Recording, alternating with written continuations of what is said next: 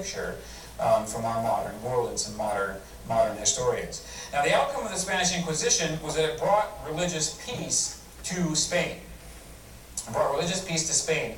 Unlike the rest of Europe, that will, in our next time period of protesters and defenders, we will see that Europe will destroy itself over a series of religious wars. Spain was free from those religious conflicts primarily because of the Spanish Inquisition and its unique role that it had with the crown. Now, we end our time period of weak leaders and schism by discussing one interesting character in church history, a man by the name of Savonarola.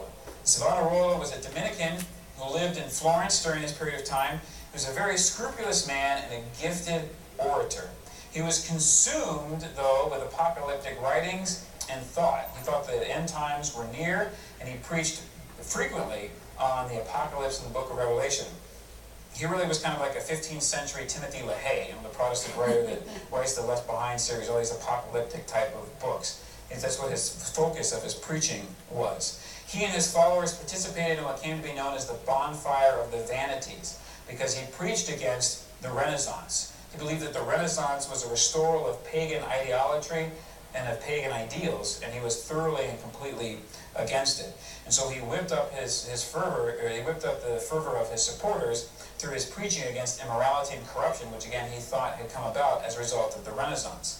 And so his followers carried out these bonfire of the vanities, where they would create these huge bonfires and throw things like mirrors and makeup and wigs and anything associated with what they thought were vain items to the human person.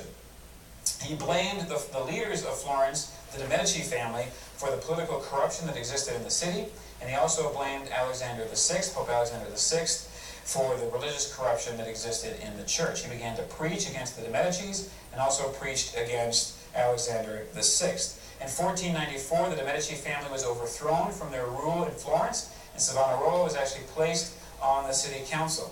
In 1496, his preaching grew in violence. He claimed the gift of prophecy. He defied a summons by the Pope to appear before him in Rome, and defied also a papal order to stop preaching. So although we have Alexander VI, who remember is that infamous Renaissance Pope who didn't live up to the calling of St. Peter, telling him to stop preaching, although that man did not live a moral life, even while Pope, he still has the authority of the Pope, and Savonarola, as a priest and a Dominican, obviously needed to abide by his decisions, and he did not. So in 1497, he was excommunicated, and eventually, a year later, he actually engages in the heresy of conciliarism by calling for an ecumenical council to depose Alexander VI.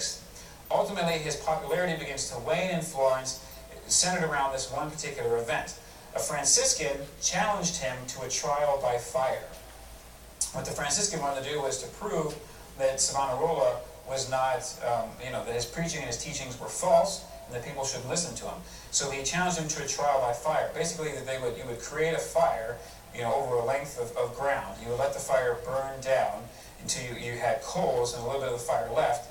You would walk through the coals and the fire, and if you weren't burned or dead by the time you reached the end, then supposedly God was with you. It's kind of an old medieval type of way of dealing with justice.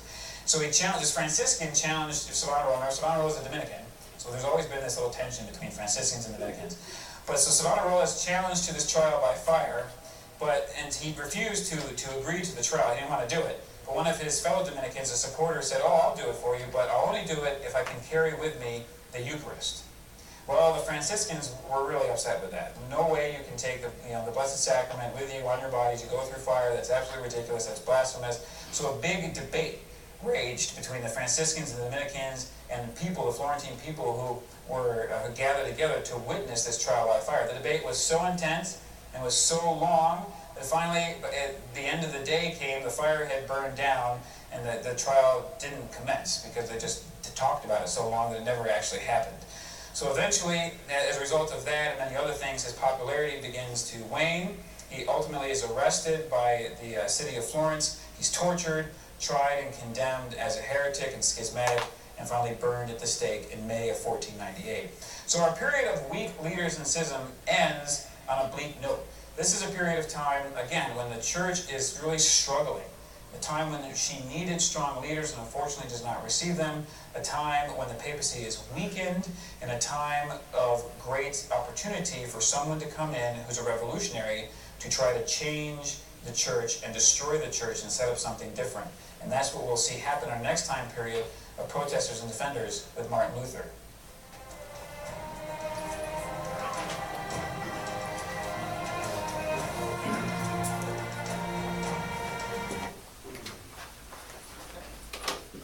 I don't know about you, I'm glad we don't have trial by fire anymore.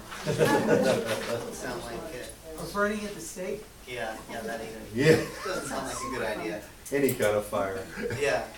So, some interesting stuff in this one. We talked about Joan of Arc, of course, and some of the amazing things she did. We talked about the fall of Constantinople, the fall of the Roman Empire finally in the East, and then, of course, some of the bad popes, including Alexander VI there at the end in Savonarola. So, any questions before we go into the questions in the book? No? Okay. So, we've got 7, so let's see, 1, 6.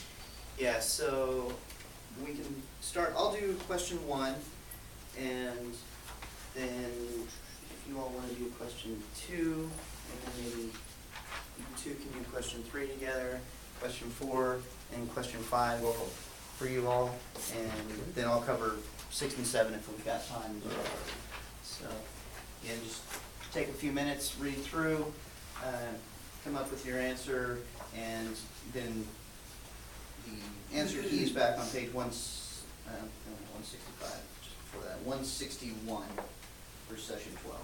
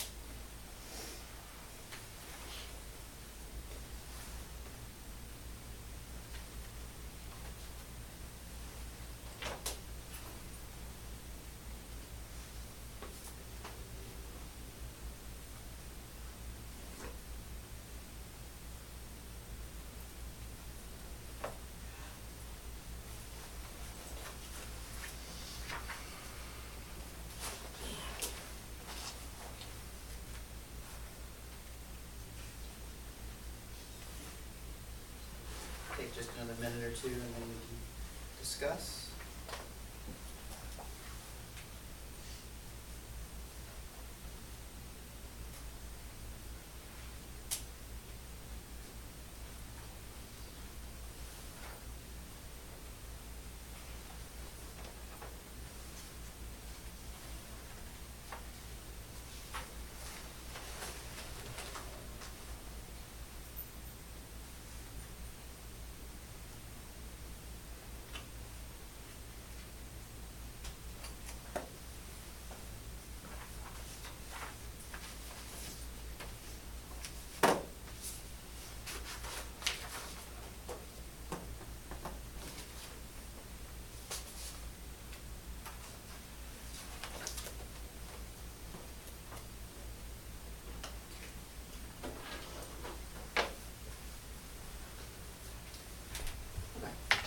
So, yeah, we can go ahead and begin the questions here.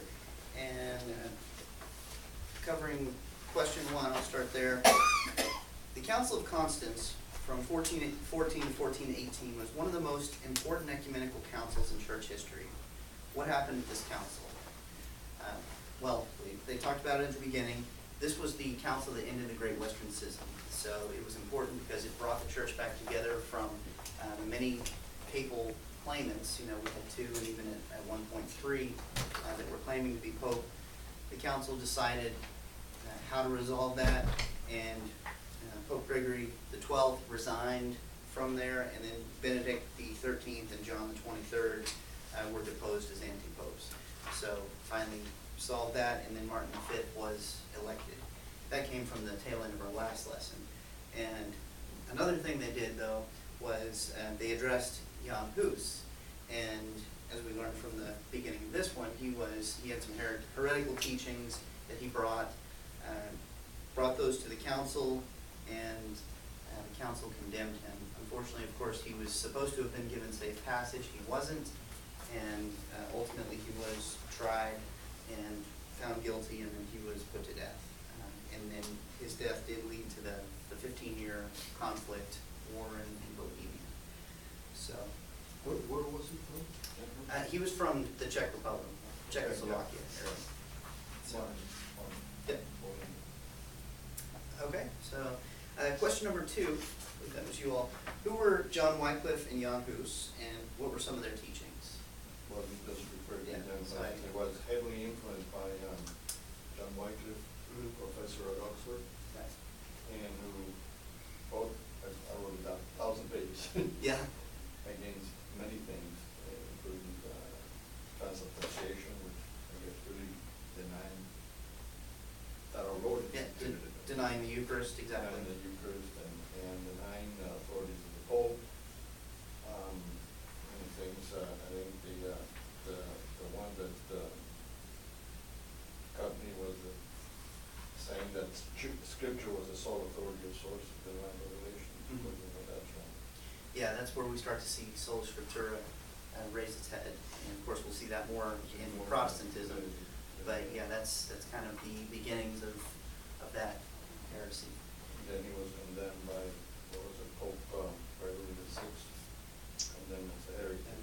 Pope Gregory the 11th. Sorry, Condemned his 11th. teachings. Yeah, they're He considered. had it all wrong. I mean, Right, yeah, and you know, he must have been quite energetic and charismatic. He had people that listened to him, and then of course later Jan Hus followed him by reading his teachings and you know, led people into error as well. So And I wrote down too that the Bible adhered to the heresy of Donatism. right, Donatism being the sacrament is dependent on the worthiness Of the priest. of the priest, yeah, the minister of it. So, excellent. The sacrament is dependent on the worthiness of the priest or the minister of the sacrament. So, okay, good job. Question number 3. Joan of Arc is one of the most captivating characters in all of church history, but many modern critics and filmmakers paint her in an unfavorable light. What do you know about her story, and can you think of any myths about her? How can you defend her from these modern myths? So, did you have anything on that, Bob? She was the daughter of a poor farmer Mhm. At age 13, she began to hear voices from St. Michael to tell her to become pregnant. And she, at the age of 17, did help by getting Charles through the hostile territory. Right. And he did not repay any favor Yeah. at all to help her out of the mess where she was captured and eventually burned at the stake. And one myth I know about her is that her heart remained at the fire instead of being burned. It was not burned. That's one of the myths of the story. Other than that, You're doing fine. Good. Okay. Anything from you, Bob, or you good? I'm good with that. Okay. All right. Thank you. Never question on Cherokee. Good point. Okay, question number 4. The fall of Constantinople shocked Christendom, and yet nobody answered the Pope's call for a new crusade. How do you explain the lackluster response? Well, I think it was because the kings, well, it was because, not but I think it was because the kings had just become more interested in their own power and making their nations powerful and strong rather than in Christianity. And the faith of the kings that had been so strong and they were devout was no longer there. They were not the devout Christians they used to be. So there was just no interest, and they couldn't see that they were going to gain anything. They, as I recall, the popes had taken away all the indulgences for going there, so it was like, why bother? I have other things I want to spend my time and money and nights to win over. Yeah. Okay, very good. And question number 5. What are some of the embarrassing facts about Alexander VI? A non-Catholic may cite these as reasons why the Catholic Church cannot be the one true church. How would you respond? All right.